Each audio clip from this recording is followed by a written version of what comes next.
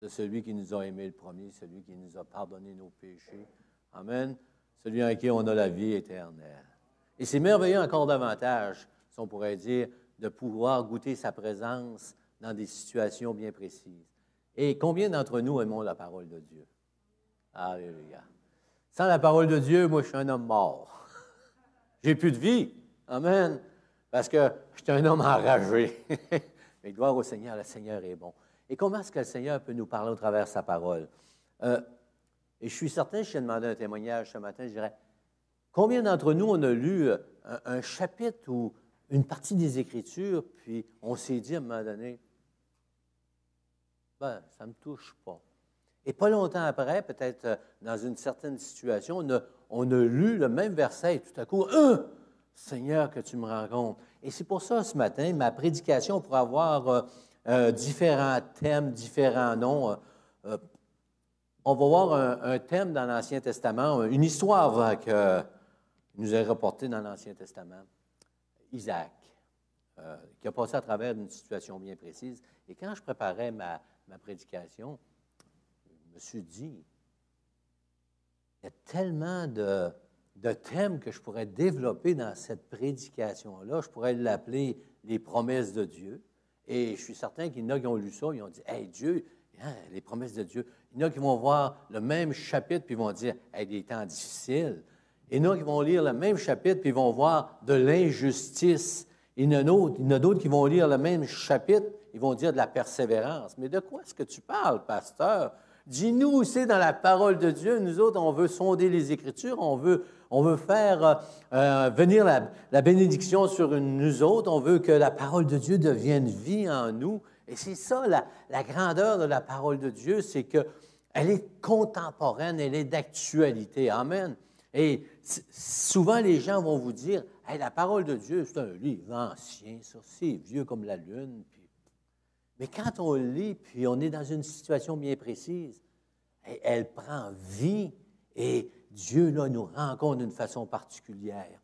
Et ce matin, on va regarder un texte dans l'Ancien Testament, puis ça va nous aider à cheminer, ça va nous aider à grandir dans notre foi, à avoir parfois des dimensions différentes dans la parole de Dieu. On va aller dans Genèse ce matin, et je ne sais pas si je vais tout vous lire le chapitre que j'ai devant moi. Genèse 26, versets 12 à 33. Ça vaut la peine de lire, c'est la parole de Dieu. Ça va nous entrer dans le contexte. Je pourrais vous raconter, vous donner, comme on pourrait dire, un résumé, mais un résumé, c'est un résumé. Hein, des fois, on nous donne un résumé d'un livre, mais on n'a pas toute l'essence du livre. Mais on va aller dans Genèse 26, 12 à 33. Alléluia. Seigneur, on veut te bénir pour ta parole ce matin. On veut te remercier, Éternel, pour ce chapitre qu'on lit ce matin, Seigneur, ces quelques versets. Éternel, puisses-tu aider, Seigneur, chacun de nous qui passons peut-être par des temps spéciaux, Seigneur, ce matin, et qu'au travers la lecture de ce chapitre, Seigneur, on sait que ton esprit veut nous bénir, Seigneur, tu veux nous encourager, tu veux nous former, Seigneur, et Éternel, que nos cœurs soient ouverts simplement à recevoir ce que ton esprit veut nous communiquer ce matin au travers de ce texte. Amen. Donc, Genèse 26, 12 à 33. Isaac sema dans ce pays et il recueillit cette année-là le centuple, car l'Éternel le bénit. Cet homme devint riche et il alla s'enrichissant de plus en plus jusqu'à ce qu'il devint fort riche. Il avait des troupeaux de menu bétail, des troupeaux de gros bétail et un grand nombre de serviteurs. Aussi, les Philistins lui portèrent envie. Tous les puits qu'avaient creusés les serviteurs de son père du temps d'Abraham, son père, les Philistins, les comblèrent et les remplirent de poussière. Et Abimelech dit à Isaac, « Va-t'en de chez nous, car tu es beaucoup plus puissant que nous. » Isaac partit de là et campa dans la vallée de Guérar, où il s'établit. Isaac creusa de nouveau les puits d'eau qu'on avait creusés du temps d'Abraham, son père, et qu'avaient comblés les Philistins après la mort d'Abraham. Et il leur donna les mêmes noms que son père leur avait donnés. Les serviteurs d'Isaac creusèrent encore dans la vallée et y trouvèrent un puits d'eau vive. les bergers de Guérar querellèrent les bergers d'Isaac en disant, « L'eau est à nous. » Et il donna au puits le nom d'Ézek parce qu'il s'était disputé avec lui. Ses serviteurs creusèrent un autre puits au sujet duquel on chercha aussi une querelle et il l'appela Sitna. Il se transporta de là et creusa un autre puits pour lequel on ne chercha pas querelle et ils l'appelèrent Rehoboth, car, dit-il, l'Éternel nous a maintenant mis au large et nous prospérerons dans ce pays. Il remonta de là à Beersheba. L'Éternel apparut dans la nuit et dit, « Je suis le Dieu d'Abraham, ton père, ne crains point, car je suis avec toi, je te bénirai et je multiplierai ta postérité à cause d'Abraham, mon serviteur. » Il bâtit là un autel, invoqua le nom de l'Éternel et il dressa sa tente. Et les serviteurs d'Isaac creusèrent un puits. Abimelech vint à Guérar auprès de lui avec Azuzah, son ami, et Picol, chef de son armée.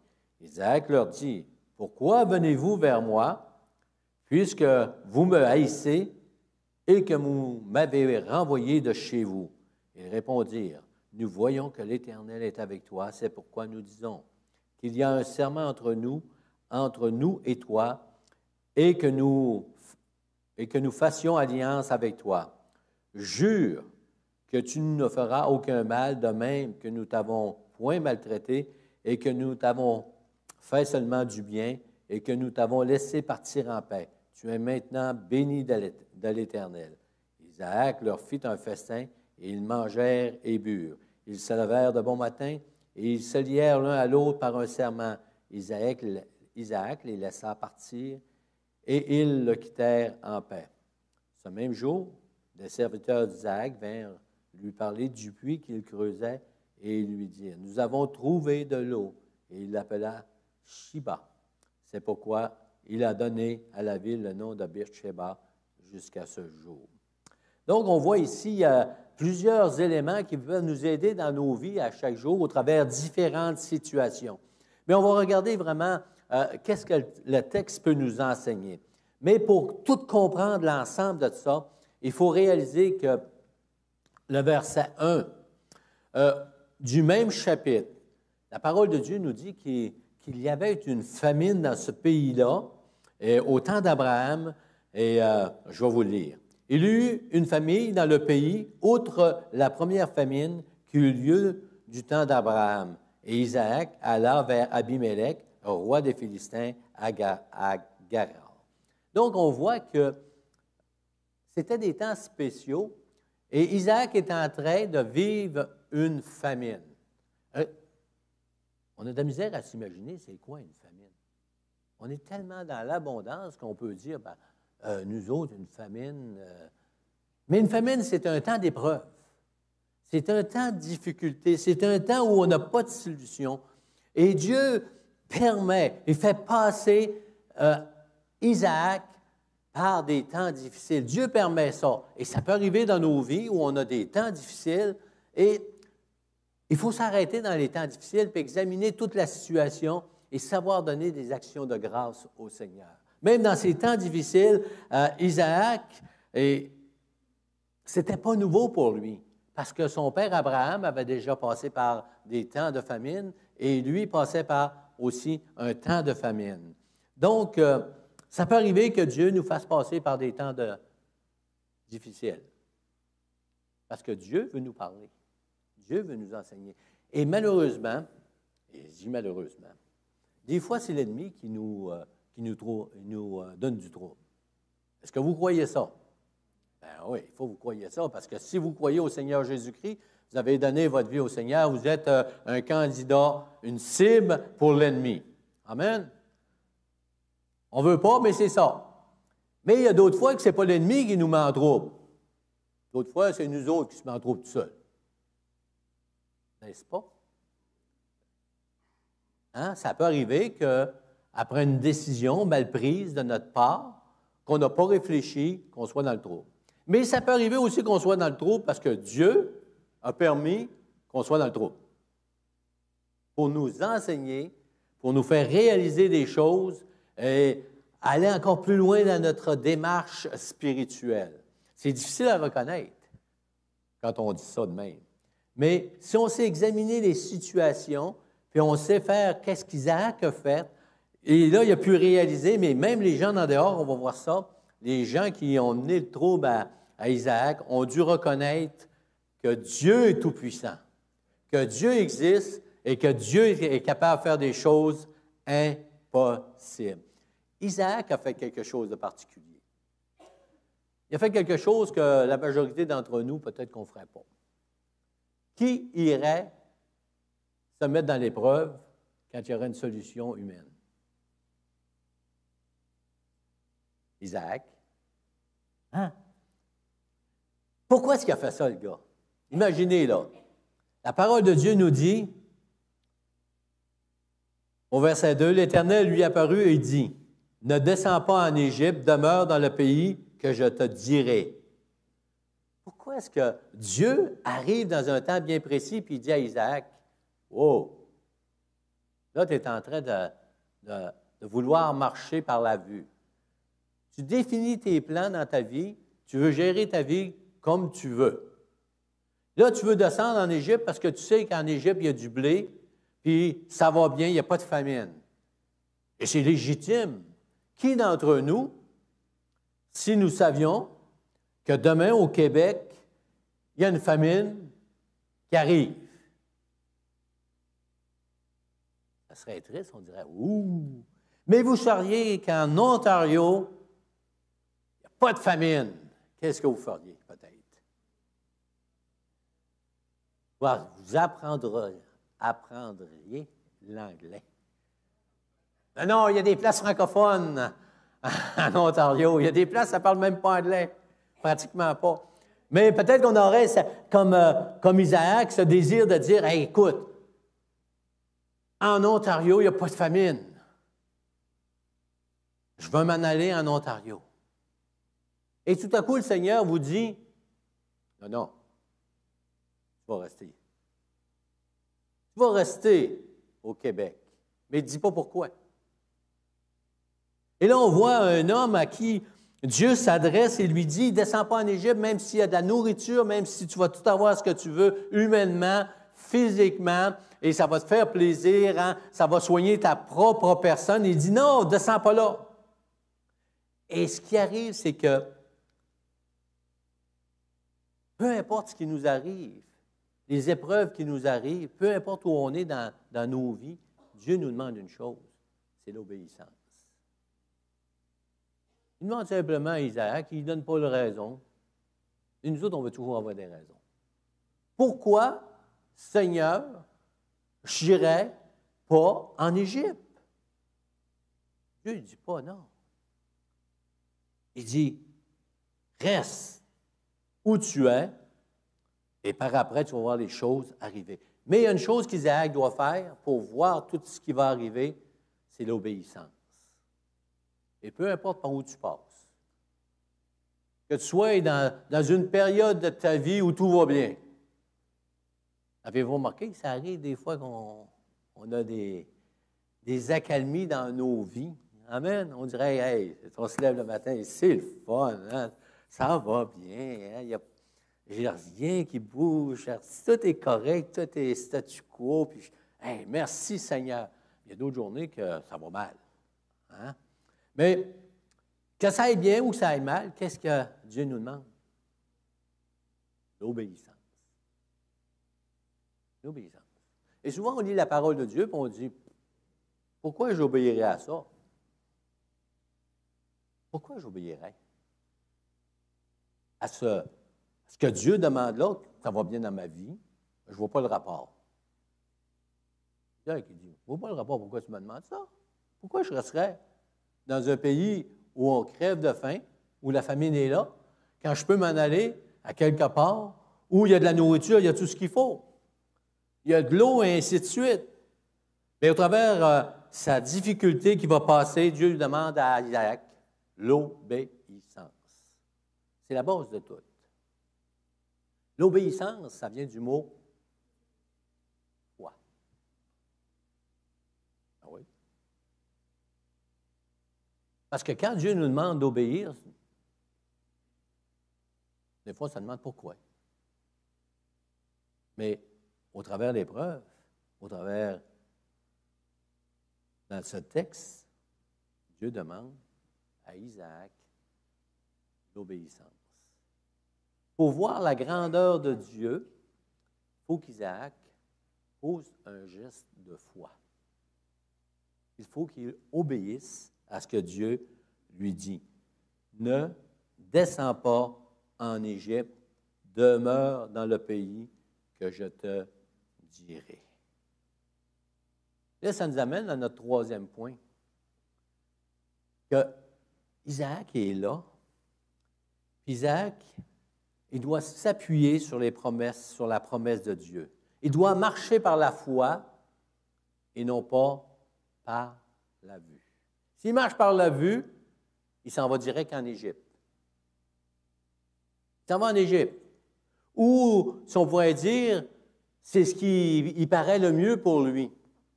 Humainement, c'est ce qu'il y a de mieux pour lui, au premier abord. S'il marche par la vue, c'est ça qu'il fait. Mais s'il marche par l'obéissance, il marche par la foi, et là, il s'appuie sur une promesse. Savez-vous qu'une promesse, c'est quoi? C'est de s'attendre à quelque chose.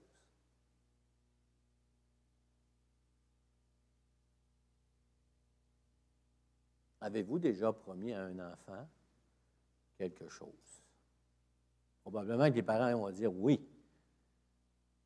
Et qu'est-ce que l'enfant, lorsque tu lui fais une promesse, qu'est-ce qu'il fait? Il est en attente. Quand est-ce? Quand est-ce? Quand est-ce? Et là, Isaac, il doit s'appuyer sur la promesse de Dieu. Je serai, verset 12, avec toi, je te bénirai.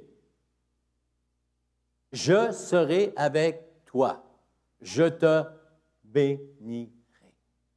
Comment est-ce que Isaac peut, dans toute sa nature humaine, de continuer à avancer lorsqu'il sait qu'il va manquer de pain, il va manquer de nourriture, il va manquer d'eau, et là, il doit s'appuyer sur la promesse de Dieu, où Dieu lui dit, peu importe ce qui va t'arriver dans ta vie, peu importe les épreuves, peu importe les difficultés, ben je vais être avec toi. Je vais être avec toi. Peu importe ce qui va t'arriver. Il faut que tu regardes non pas aux circonstances, il faut que tu continues. Je te fais une promesse, je vais être avec toi. Et je vais te bénir. Je vais te bénir. Et souvent, la bénédiction n'est pas ce qu'on pense. Des fois, la bénédiction n'est pas immédiate aussi, si on pourrait dire. Mais nous savons que Isaac, il s'appuie sur la promesse. Il doit marcher par la vue parce qu'il y a des exemples. Son père, Abraham, il a quitté. Il a quitté ce qu'il vivait et est parti par la foi, sachant pas où il allait. Et si vous pensez qu'Isaac n'était pas au courant, probablement, hein, comme hey! Comme on parle à nos enfants des fois dans des situations, on dit hey, Dieu me bénit. Comment est-ce qu'on dit ça des fois à nos enfants? Lâche pas, regarde au Seigneur, Dieu veut bénir. Regarde dans telle situation, Dieu me bénit. Amen. On dit ça à nos enfants. J'espère que vous avez été bénis dans vos vies et que vous dites à vos enfants, hey, Dieu a fait une promesse, puis je m'appuie sur la promesse de Dieu. Dieu m'a béni et Dieu m'avait dit qu'il allait être avec moi, puis il va être avec moi. Amen. Et vous dites à vos enfants, bien, Dieu était avec moi, on a passé au travers tout ça. Et vos enfants vont regarder, ah ouais, je ne savais pas. Je ne savais pas qu'il t'avait passé au travers tout ça. Et Dieu t'a béni à travers tout ça. Mais après ça, les enfants le savent. Et Isaac avait devant lui l'exemple de de son père Abraham. On a aussi dans la parole de Dieu des hommes qui ont été bénis par l'Éternel, à qui Dieu dit, je serai avec toi. Moïse. Dieu lui avait dit, je serai avec toi. Je vais marcher avec toi. Vous savez qu'est-ce que Moïse a dit? On ne veut pas avoir un ange qui marche au milieu de nous, on va avoir ta présence. C'est toi. Tu nous as fait une promesse, elle allait marcher avec nous autres. Seigneur, c'est ce qu'on veut. On ne veut pas un ange.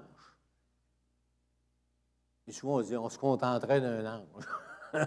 Non, on ne me contente pas d'un ange. Je veux avoir le Seigneur qui marche à chaque jour avec moi. Et Isaac, il dit, hey, Dieu lui a fait une promesse, je serai avec toi, je te bénirai. Et regarde pas à gauche, regarde pas à droite, parce que tu vas voir juste la misère dans ton intellectuel, dans ta façon de voir, parce qu'alentour, c'est pas beau. Mais moi, si tu m'obéis, si tu marches dans mes voies, sache une chose, je vais t'accompagner, peu importe où tu vas passer. Dieu ne lui dit pas, hey, je vais être avec toi, tout va bien aller. Tu n'auras plus de problème. Hey, et suivre le Seigneur, c'est pas ça. C'est pas de marcher et de dire, ah, tout va bien aller, je n'aurai pas de problème. C'est d'avoir dans notre cœur cette assurance que peu importe si ça va bien, si ça va mal, le Seigneur est avec nous. Et qu'on continue. Amen. Et donc, il va pouvoir goûter la bénédiction du Seigneur. Mais, nous autres, les chrétiens, on est tous, peut-être pas tous pareils. Ça, c'est un petit peu, des fois, on dit ça comme prédicateur, on est tous pareils. On a toutes des petites tendances pareilles. C'est que souvent, dans nos assemblées, on dit souvent, Dieu va nous bénir immédiatement. Ben non. Mais là, Dieu l'a fait. Dieu l'a fait immédiatement. Après la décision d'Isaac, après sa réponse, son obéissance à dire au Seigneur, peu importe s'il y a de la famine dans le pays, tu me demandes de rester ici, puis tu vas me bénir, tu vas être avec moi, bien, je reste. Je prends une décision pour toi, Seigneur. Et dans les temps d'épreuve, souvent, le Seigneur nous demande de prendre des décisions radicales, sans équivoque. Et là, Isaac a pris cette décision de demeurer dans le pays et où la famine est là, où il n'y a pas d'eau.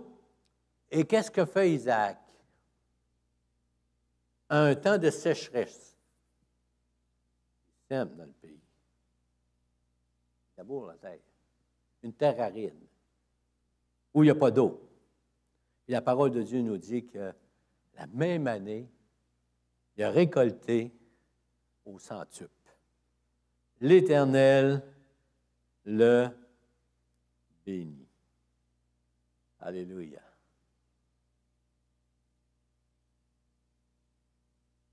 Et quand l'Éternel nous bénit, il arrive souvent que les gens nous jalousent. Les gens ne sont pas contents. Et Dieu bénit Isaac. Puis parce que Dieu bénit Isaac, le combat arrête. Maintenant, le combat commence. Et souvent, Dieu nous demande quelque chose dans une situation difficile, et on dit oui au Seigneur, puis tout de suite, il y a quelque chose qui se passe, puis on dit enfin! Oh, alléluia! Dieu est avec moi, Dieu va me bénir. Et Dieu est en train de le faire, puis ça tombe. Tout s'arrête d'un coup sec. Et Isaac, vous savez, lorsqu'il a commencé à semer, dans ce temps de sécheresse et de famine, il devait être ridiculisé. Et tout à coup, Dieu le bénit au centuple. Alléluia. Dieu est avec lui. Dieu lui envoie une bénédiction immédiate. Et là, il se produit quelque chose. Dieu permet l'injustice à cause de la bénédiction. Lorsque Dieu nous bénit parfois dans l'épreuve, on a de l'injustice à cause de la bénédiction qui arrive sur nous. Et là, qu'est-ce que je fais face lorsque je fais face à l'injustice, quelle est ma réaction? Quelle a été la réaction d'Isaac lorsque Abimelech, qui avait fait une alliance avec Abraham, que cette alliance devait se continuer avec Isaac, et que Abimelech a vu la bénédiction qui était sur Isaac d'une façon particulière, sur ses possessions, où il a vu qu'il commençait à être plus puissant que lui.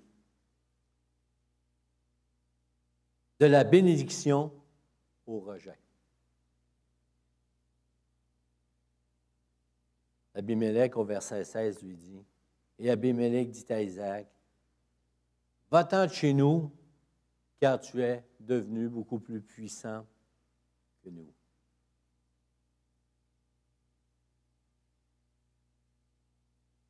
Ah! Quelle serait votre réaction face à l'injustice? Et probablement qu'il n'y a pas d'injustice dans vos vies.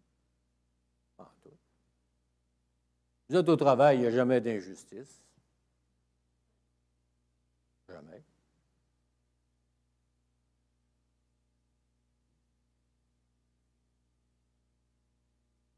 Vous avez des amis, il n'y a jamais des injustices. Dans votre Église, elle est parfaite. Vous avez un pasteur qui est parfait. Non. Il y a de l'injustice dans une Église. Où est-ce qu'il y a un homme? Il y a de l'injustice. Mais c'est notre réaction face à l'injustice qui va faire la différence. Un homme béni de Dieu, qui répond à l'appel de Dieu, que tout va bien dans sa vie, tout à coup, il est rejeté à cause de la position qu'il a prise, qu'il a fait un appel, une réponse à l'appel de son Dieu, qui lui a dit, demeure là, puis moi je vais te bénir, je vais être avec toi. Et parce qu'il a répondu à cet appel, parce que la bénédiction est sur lui, pouf, le rejet arrive. Il passe au travers une injustice. Et qu'est-ce qu'il a fait Isaac? Lorsqu'Abimelech lui a dit, va-t'en de chez nous. Écoute bien, toi là. N'oublie pas une chose, l'Éternel est avec moi, je suis plus puissant que toi. Fait que tu as besoin de te tenir tranquille.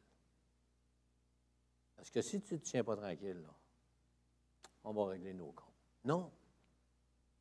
Passe au travers d'une injustice.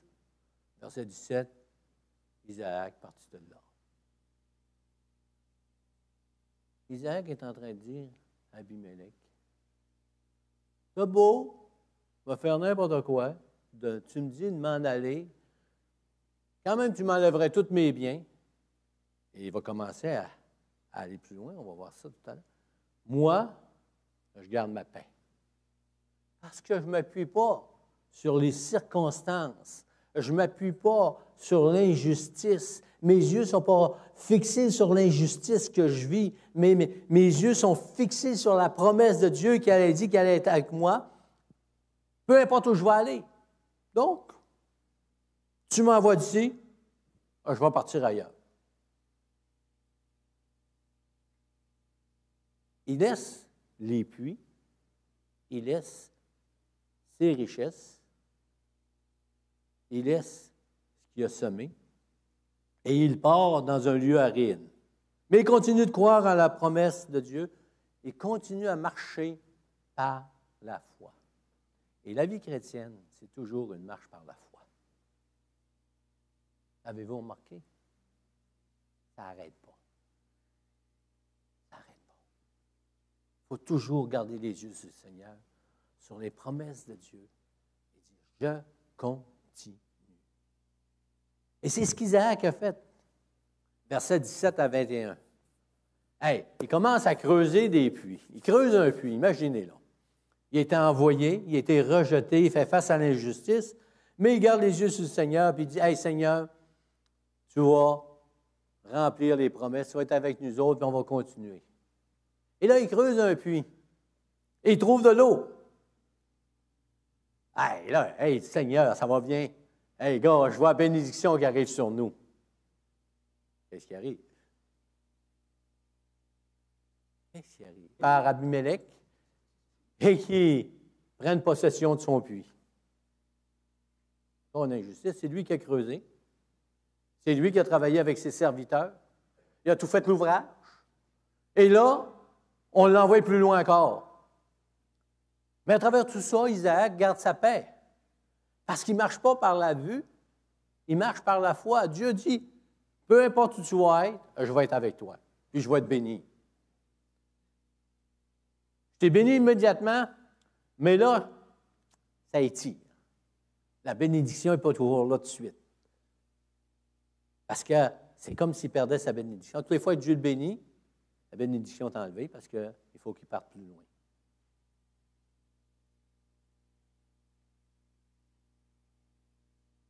Qu'est-ce qu'Abimelech fait? Il persévère dans son effort. Amen. Vous savez, lorsque Dieu nous appelle, lorsque Dieu nous donne, il nous amène à un endroit et parfois c'est difficile, et ce que Dieu nous demande, c'est parfois de faire des efforts et de continuer à persévérer. Persévérer. Quel mot qui m'a frappé le plus dans la parole de Dieu, c'est « il persévérait ». C'est tout le temps ça qu'on voit avec les héros de la foi, c'est qu'ils persévéraient. Dans le Nouveau Testament, ils persévéraient. Pourquoi? Parce que lorsqu'on persévère, c'est parce que ça n'arrive pas tout de suite. Il y a des efforts à faire, il y a des difficultés, il y a toutes sortes de choses qui nous arrivent. Et on voit la persévérance d'Isaac qui continue à creuser des puits. Amen. Il creuse un puits, qu'est-ce qui arrive? Il y a une gang qui arrive, scrape le puits. Pas grave. Seigneur est avec moi. On creuse un autre puits à côté. On va changer de place. Change de place, creuse un puits. Hey, merci Seigneur. Il arrive encore dans la même gang, scrape le puits. Ah ouais, Seigneur. Fais 3, fais 2, fais 3, fais 2. Moi, je ne les compte pas, mais lui, il devait les compter. Hein? Et là, il y a de l'eau. Il change de place encore parce que Dieu lui a fait une promesse. Je serai avec toi. Peu importe ce qui va t'arriver, garde les yeux sur moi. Je t'ai fait une promesse. J'allais te bénir. Continue d'avancer. Même si tout semble s'écrouler. Et il s'en va plus loin. Creuse un autre puits. Merci Seigneur, la bénédiction est là. Boum. Encore la même chose qui arrive. Ah ben là. Seigneur, qu'est-ce qui se passe ce matin? Si tu allais me bénir, ben, toutes les fois que tu veux me bénir, il m'arrive d'autres choses. Hey, c'est une farce, là? Si vous ne passez pas par là, là. Mais qui d'entre nous n'a pas crié à Dieu? Lorsqu'on a senti que la bénédiction de Dieu n'était plus à notre portée humainement. Bien, continue à faire ce que le Seigneur te dit de faire. C'est ça que m'enseigne ce chapitre-là. Continue à faire des efforts, puis persévère dans ce que te demande le Seigneur, puis obéis. Obéis. Continue. Et, vous savez, avec tout ce qui se passe aujourd'hui,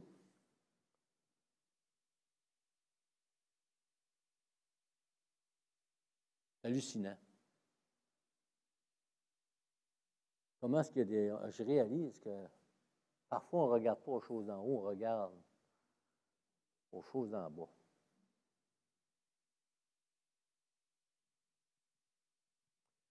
J'ai rencontré un jeune homme d'une vingtaine d'années, c'est vendredi soir.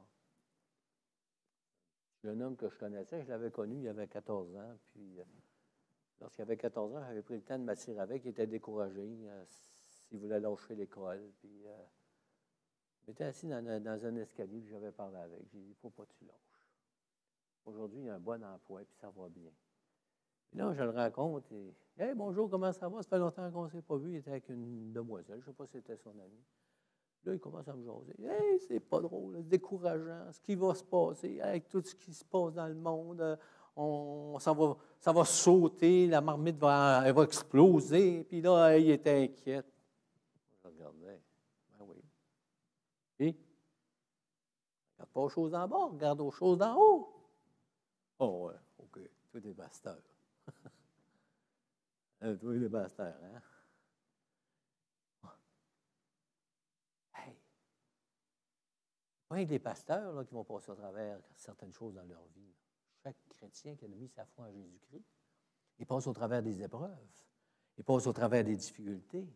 Et lorsqu'on regarde ce qui s'en vient, et on peut perdre notre paix humainement. C'est normal.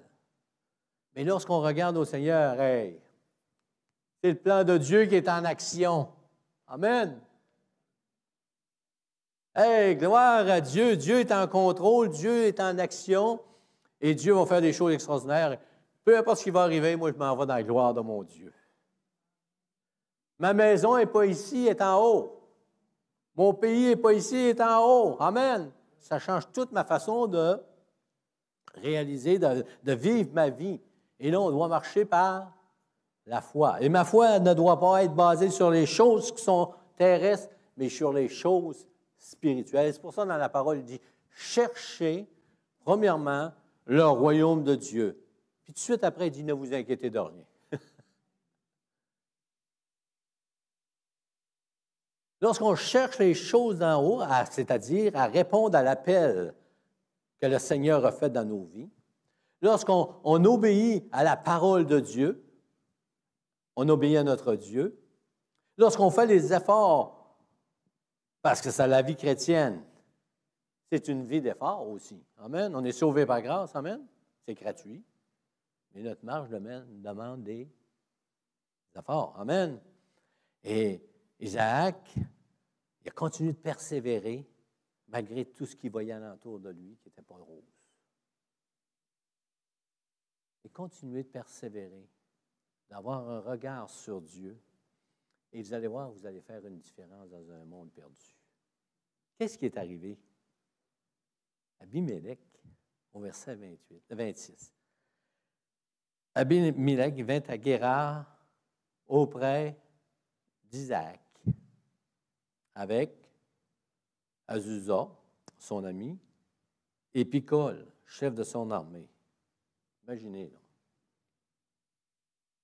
Chef de l'armée qui était là.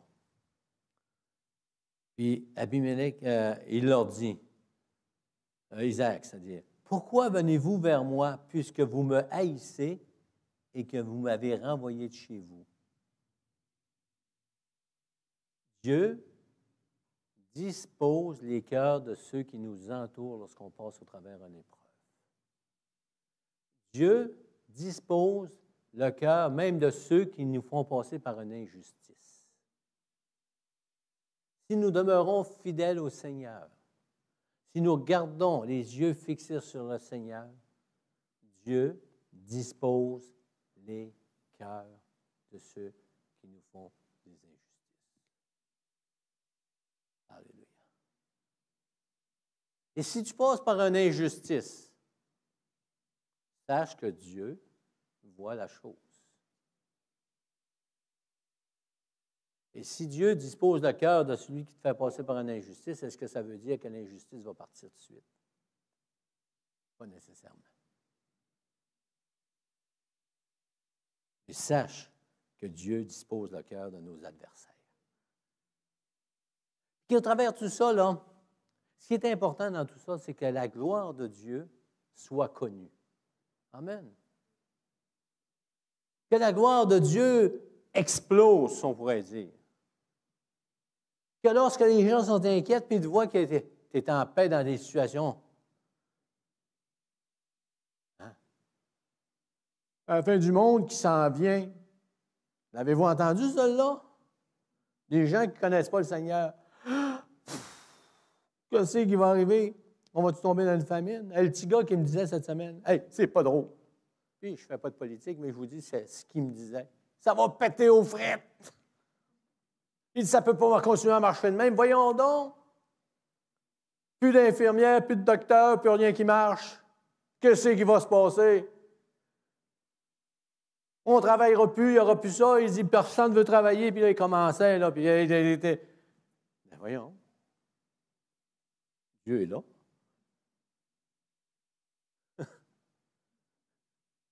Amen. Parce que les gens qui nous entourent, ils voient la fidélité de Dieu dans nos vies. Ils voient la fidélité de Dieu dans votre vie. Au travers de notre témoignage. Je dis souvent, lâchez pas les parents. Lâchez pas. Vivez le Seigneur. Répondez à l'appel de Dieu. Répondez à la parole de Dieu. Soyez obéissants à la parole de Dieu. Parce que Dieu est fidèle. Et au travers de votre témoignage, Dieu va toucher le cœur des gens. Amen. Les gens n'ont pas besoin d'entendre... Ils ont besoin. Il faut. Mais vous allez me comprendre quand je dis ça. Je peux réciter la Bible par cœur alentour de moi. Mais les gens ne comprennent pas. Je ne vous dis pas que c'est mauvais de dire des versets. Ce n'est pas ça que je vous dis ce matin. Il faut faire attention pour ne pas partir sur une galère d'un bord ou sur une galère de l'autre bord. Ah, moi, mon témoignage, avec mon témoignage, je n'ai pas besoin de parler du Seigneur. C'est pas ça que je dis non plus. Là. Mais notre témoignage, notre façon de vivre, notre façon d'être en paix, comme Isaac était en paix, là, malgré tout ce qui arrivait, là, les gens là, qui l'entouraient, Abimelech, qui voyaient, voyons donc, oui, il n'est pas normal, lui, là. Quelque chose qui ne marche pas. Hey, il fait un puits, ça va bien, je vais enterrer son puits, mes hommes enterrent son puits, je l'envoie ailleurs, et il continue, puis il est toujours pareil. Puis il creuse encore un puits. Parce qu'Abimelech savait quelque chose. Il avait connu Abraham. Il avait connu la fidélité de Dieu vis-à-vis d'Abraham. Mais là, il voyait encore un petit peu plus loin la fidélité de Dieu envers Isaac. Que leur Dieu, le Dieu d'Abraham, le Dieu d'Isaac, et ça continue, le Dieu de Jacob. Et ça continue. Mon Dieu, ton Dieu. Amen. Parce que j'ai le même Dieu qu'Isaac. J'ai le même Dieu qu'Isaac. J'ai le même Dieu qu'Abraham. J'ai le même Dieu que Paul. J'ai le même Dieu que Pierre. J'ai le Dieu de la parole qui me fait des promesses. Amen. Et qui me demande des actions concrètes dans ma vie, des gestes de foi, qui me demande de persévérer. Et cette persévérance à marcher dans les voies du Seigneur, elle atteint les autres alentour de nous. Fait que parents, vous priez pour vos enfants. Et c'est extraordinaire, continue, on a un privilège extraordinaire. Nos enfants ne sont pas au Seigneur, peut-être. Et parfois, ça nous décourage. Décourage-toi pas. Continue de vivre ce que dit la parole de Dieu. Continue de marcher par la foi. Continue cette obéissance envers la parole de Dieu, cette obéissance de sanctification et ainsi de suite, tout ce qui va avec la parole de Dieu. Et tu vas voir que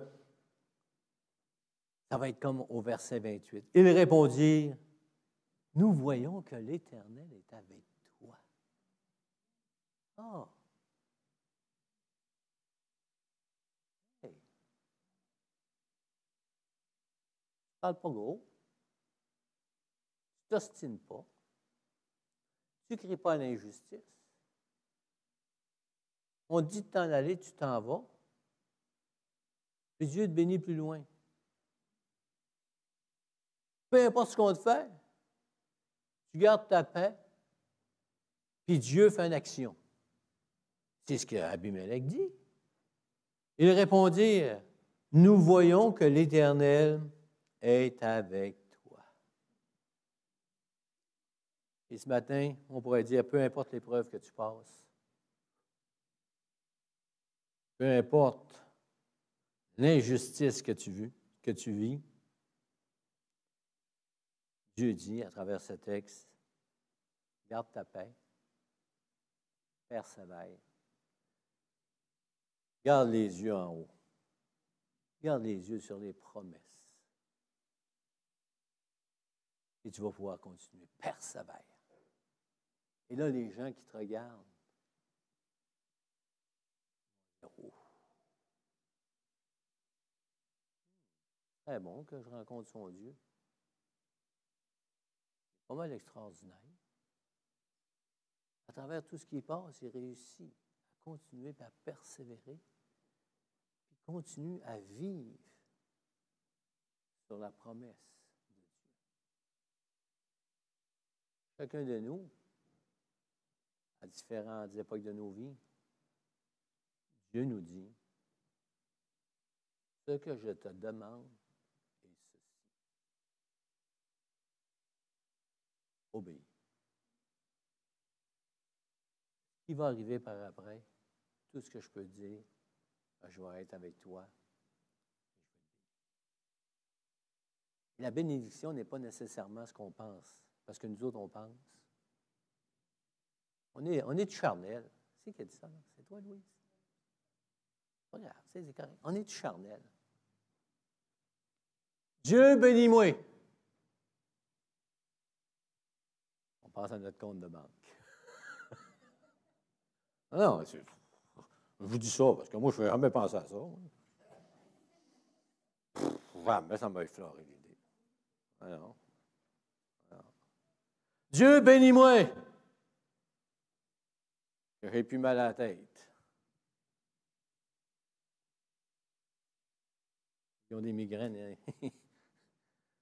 Non, je sais ce que c'est. Ah, mais Dieu bénit, hein? Des fois, Dieu guérit, mais ce n'est pas immédiat. Amen. Et parfois, il nous l'enlève, on ne s'en rend même pas compte. Parce que lorsqu'on pense à la bénédiction, on cherche premièrement les choses d'en bas.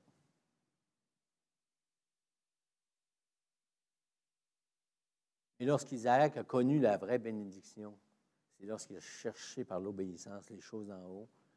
Et les choses d'en bas avaient moins d'importance, mais c'est drôle pareil. Hein? Partout dans la parole de Dieu, ceux qui cherchent les choses d'en haut, Dieu les bénit en bas. Le temps qu'ils sont là. Mon Dieu est le Dieu d'Abraham, d'Isaac, de Jacob. Fais de l'Éternel tes délices, et il te donnera ce que ton cœur désire. Bénissons le Seigneur pour sa parole ce matin. Seigneur, tu es le grand Dieu merveilleux, le Dieu extraordinaire. Et Seigneur, tes voix ne sont pas nos voix et tes pensées ne sont pas nos pensées. Mais Seigneur, ces paroles-là, c'est facile à dire, éternel, mais apprends-nous à les vivre, comme Isaac a appris, Seigneur, à les vivre.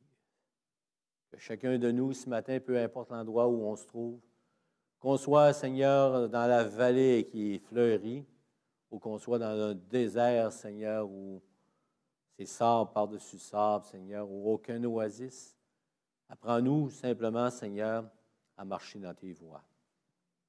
À s'attendre, Seigneur, que tu vas nous accompagner jour après jour, instant après instant, Seigneur, et que tu vas nous accorder cette paix qui surpasse toute intelligence.